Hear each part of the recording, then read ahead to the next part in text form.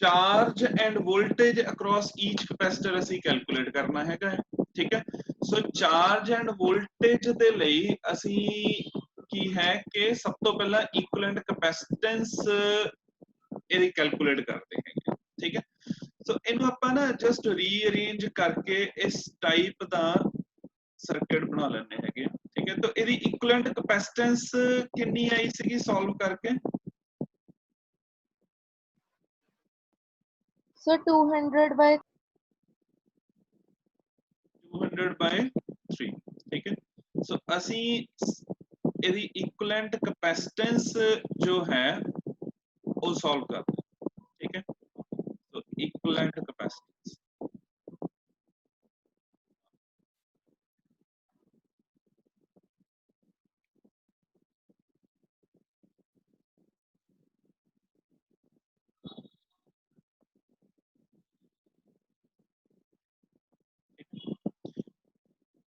ਇਹ ਜੋ ਸਰਕਟ ਹੈ ਇਹਨੂੰ ਆਪਾਂ ਜਸਟ ਇਸ ਟਾਈਪ ਨਾਲ ਬਣਾ ਸਕਦੇ ਹੈਗੇ ਆ ਦੁਬਾਰਾ ਠੀਕ ਹੈ।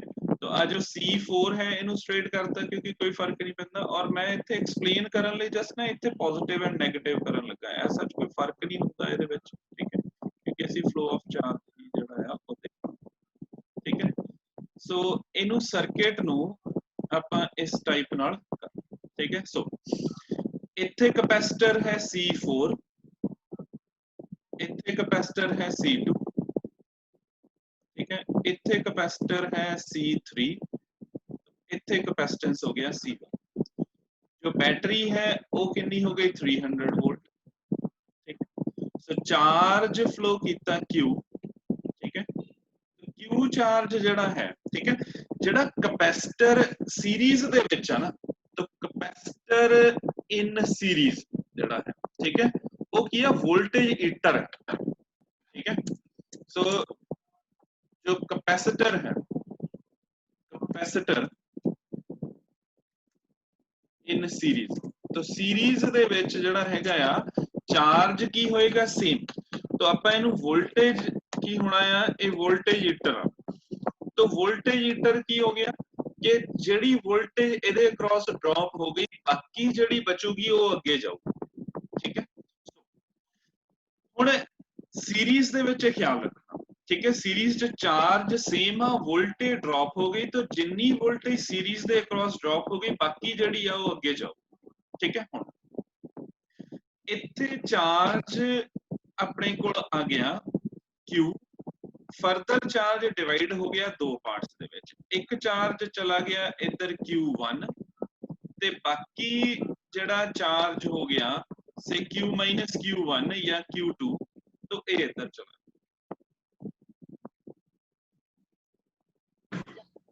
Q minus Q1 ਇੱਥੇ ਸਾਡੇ ਕੋਲ ਬਾਕੀ ਚਾਰਜ ਜਿਹੜਾ ਆ ਉਹ ਇੱਧਰ ਚੱਲਦਾ ਹੈ ਠੀਕ ਹੈ।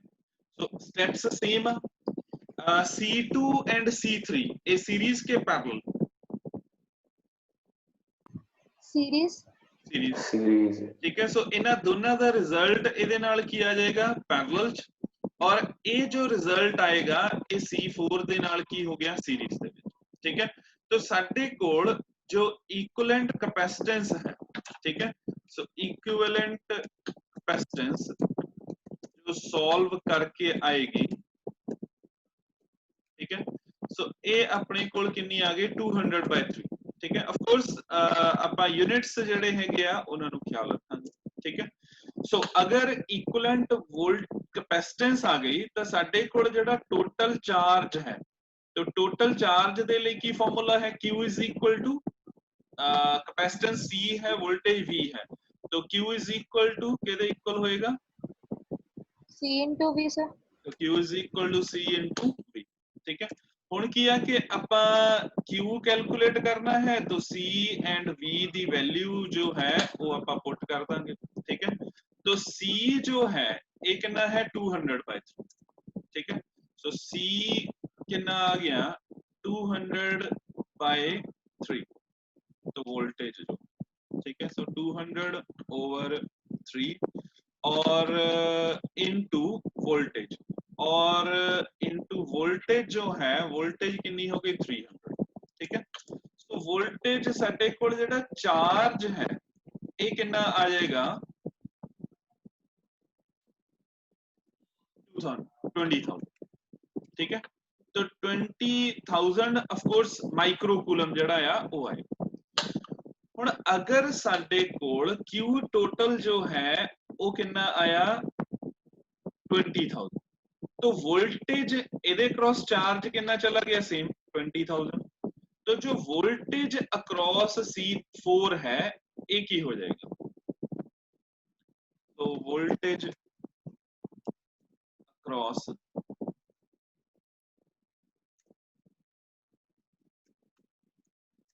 C4, ठीक है। सो जो वोल्टेज अक्रॉस C4 है ये अपने कोल कितना आ जाएगा 20,000 और यदि कैपेसिटेंस कितनी है 100 सर। ठीक है, 20,000 डिवाइड बाय 100, ठीक है। सो एक यदि इक्वल आ जाएगा 200 वोल्ट। तो ये वोल्टेज ईटर है, तो voltage drop across the capacitor C4 ये कितनी आ गई 200। तो टोटल वोल्टेज कितनी सीगी 300। 200 voltage C4 they cross drop हो गई, तो बाकी वोल्टेज कितनी बच गई 100 वोल्ट। 100 वोल्ट, ठीक है। सो जो बाकी 100 वोल्ट जाएगी वो डिस्ट्रीब्यूट होगी, ठीक है। ये हो गया, ठीक। तो ये दो कैपेसिटर हो गए C2 एंड C3, और जो कैपेसिटर C1 है ये पैरेलल दे विच है। तो कैपेसिटर C1 पैरेलल दे विच हो गया, ਤੇ ਇਹਨੇ ਕਿੱਦਾਂ ਬਿਹੇਵ ਕਰਨਾ ਆ ਕਿ ਜਿੱਦਾਂ ਇੱਥੇ ਬੈਟਰੀ ਕਨੈਕਟਡ ਹੈਗੀ ਆ, तो बैटरी ਜਿਹੜੀ ਕਨੈਕਟਡ ਹੈਗੀ ਆ ਕਿਉਂਕਿ 200 ਟੋਟਲ 300 ਸੀ, तो 200 ਤਾਂ C4 ਤੇ ਕ੍ਰਾਸ ਡ੍ਰੌਪ ਹੋ ਗਈ, तो ਬਾਕੀ ਜਿਹੜੀ ਵੋਲਟੇਜ ਹੈ ਉਹ ਕਿੰਨੀ ਬਚ ਗਈ 100 ਵੋਲਟ। ਸੋ ਇਹ ਸਾਰੇ ਕੈਪੈਸਿਟਰਸ ਦੇ ਵਿੱਚ 100 ਵੋਲਟ ਜੋ ਹੈ ਉਹ ਬਚ ਗਈ, ਠੀਕ ਹੈ।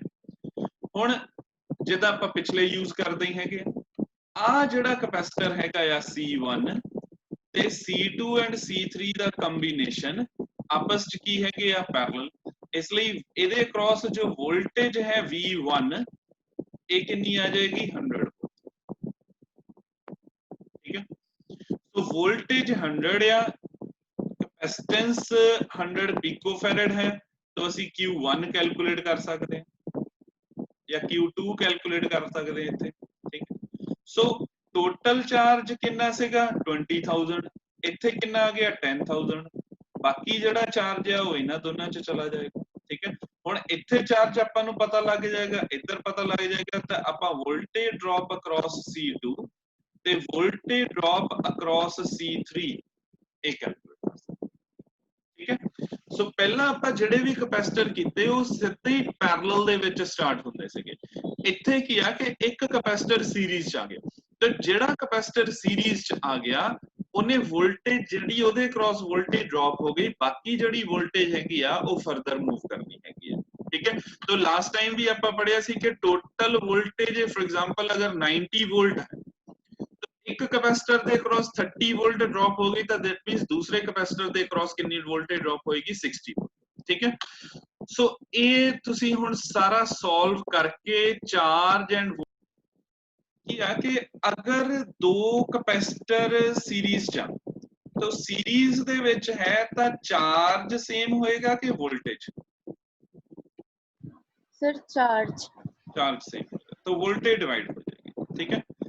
सो ये ना फॉर्मूला याद रख लियो, तो अपने कोल से ये पर्टिकुलरली लगना सिर्फ दो कैपेसिटर दे ਲਈ ਹੈਗਾ ਆ, अगर तीन हो गए तो फिर नहीं ਅਸੀਂ ਇਹ यूज कर सकते। तो जनरली ਸਾਨੂੰ +2 ਲੈਵਲ ਤੱਕ ਦੋ ਦੇ ਕ੍ਰਾਸ ਹੀ ਹੋਣਾ ਆ, ਤਾਂ ਜਾਂ ਹੁਣ ਵੀ ਆਪਾਂ ਜਿਹੜੇ ਕਰਦੇ ਪਏ ਹੈਗੇ ਆ ਤਾਂ ਅੱਗੇ ਜਾ ਕੇ ਦੋ ਚ ਬਾਈਫਰਕੇਟ ਹੋ ਜਾਂਦਾ ਹੈਗਾ, ਠੀਕ ਹੈ। सो इत्थे कैपेसिटेंस हो गई C1 ते इत्थे कैपेसिटेंस हो गई C2, टोटल वोल्टेज जो है V। तो ਇਹਦੇ ਅਕ੍ਰੋਸ ਵੋਲਟੇਜ ਡ੍ਰੌਪ ਹੋ ਗਈ V1 ਤੇ ਇਹਦੇ ਅਕ੍ਰੋਸ ਵੋਲਟੇਜ ਡ੍ਰੌਪ ਹੋ ਗਈ V2 ਠੀਕ ਹੈ ਸੋ ਅਗਰ ਹੁਣ ਜਾਂ ਤਾਂ ਅਸੀਂ ਇਹ ਹੈ ਕਿ ਵੋਲਟੇਜ ਕੈਲਕੂਲੇਟ ਕਰੀਏ ਚਾਰਜ ਕੈਲਕੂਲੇਟ ਕਰੀਏ ਤਾਂ ਆਪਾਂ ਸਾਰੇ ਸਟੈਪਸ ਦੇ ਵਿੱਚ ਕੀ ਕਰਦੇ ਹੈਗੇ ਆ ਕਿ ਅਸੀਂ ਇਕੁਇਵਲੈਂਟ ਕਪੈਸਿਟੈਂਸ ਕੈਲਕੂਲੇਟ ਕਰਦੇ ਹਾਂ ਇਕੁਇਵਲੈਂਟ ਕਪੈਸਿਟੈਂਸ ਕੈਲਕੂਲੇਟ ਕਰਨ ਤੋਂ ਬਾਅਦ ਆਪਾਂ ਟੋਟਲ ਚਾਰਜ ਕੈਲਕੂਲੇਟ ਕਰਦੇ ਹਾਂ ਫਿਰ ਅਸੀਂ ਕੈਲਕੂਲੇਟ ਕਰਦੇ ਠੀਕ ਹੈ ਅਗਰ ਅਸੀਂ ਬਿਨਾ ਇਕੁਇਵਲੈਂਟ ਕਪੈਸਿਟੈਂਸ ਕੈਲਕੂਲੇਟ ਕੀਤੇ ਬਿਨਾ ਚਾਰਜ ਡਿਸਟ੍ਰੀਬਿਊਸ਼ਨ ਕੀਤੇ ਇਹਨਾਂ ਦੇ ਵਿੱਚ ਵੋਲਟੇਜ ਦੇਖਣੀ ਆ ਤਾਂ ਉਹਦਾ ਫਾਰਮੂਲਾ ਜਿਹੜਾ ਹੈਗਾ ਆ ਉਹ ਦੇਖ ਠੀਕ ਹੈ ਸੋ ਕਈ ਵਾਰੀ ਜਿੱਦਾਂ ਹੁਣ ਜਿਹੜਾ ਲਾਸਟ ਕੁਐਸਚਨ ਹੈਗਾ ਆ ਕੈਲਕੂਲੇਸ਼ਨਸ ਲੈਂਥੀ ਹੁੰਦੀਆਂ ਆ ਤਾਂ ਫਿਰ ਆਪਾਂ ਉਹਦੇ ਵਿੱਚ ਆ ਸਿੱਧਾ ਫਾਰਮੂਲਾ ਜਿਹੜਾ ਹੈਗਾ ਆ ਰਿਜ਼ਲਟ ਵੀ ਯੂਜ਼ ਕਰ ਸਕਦੇ ਹੈਗੇ ਠੀਕ ਹੈ ਸੋ ਇਹ ਆਪਣੇ ਕੋਲ ਕੀ ਹੈ ਕਿ ਚਾਰਜ ਐਂਡ ਵੋਲਟੇਜ ਅਕ੍ਰੋਸ ਈਚ ਕੈਪੈਸਿਟਰ तो ਇੱਥੇ ਆਪਾਂ